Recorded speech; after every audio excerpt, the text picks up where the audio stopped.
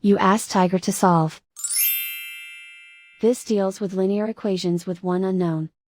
The final result is x equals 105/4. Let's solve it step by step.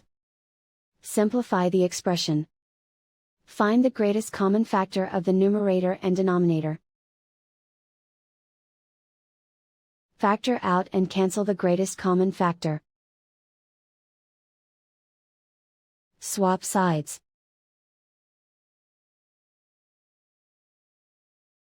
Isolate the x. Multiply both sides by 35. Group like terms. Multiply the coefficients. Simplify the fraction. Multiply the fractions. Simplify the arithmetic. And so the final result is x equals 105/4.